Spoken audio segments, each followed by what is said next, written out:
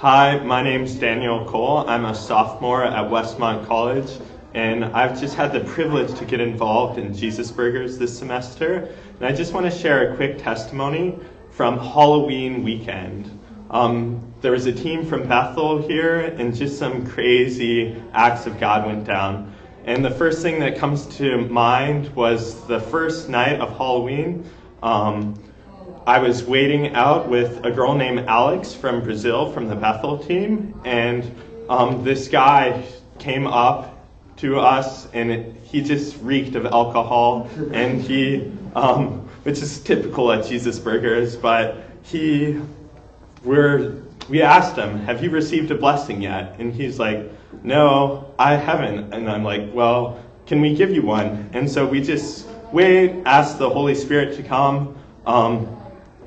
Alex from Bethel gets this crazy prophetic word about his relationship with his little sister, and she just says, like, "I feel like you're very protective of your little sister, but sometimes your little sister doesn't like that, and it hurts you." And he just started bawling right there, and it was just crazy just to see.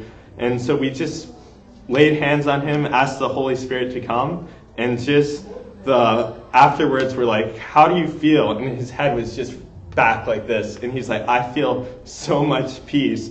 He's like, "I haven't felt this good in so long."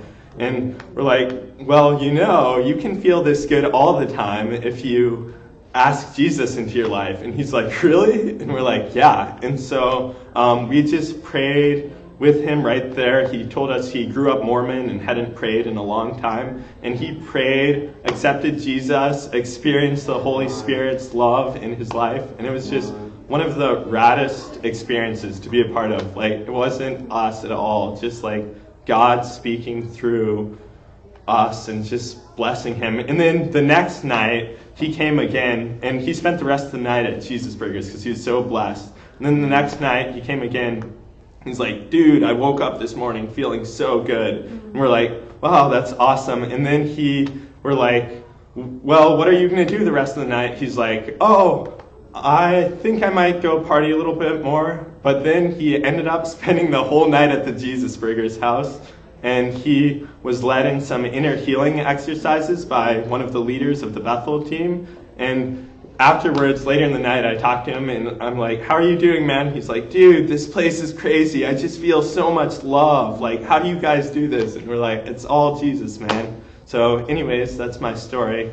God bless.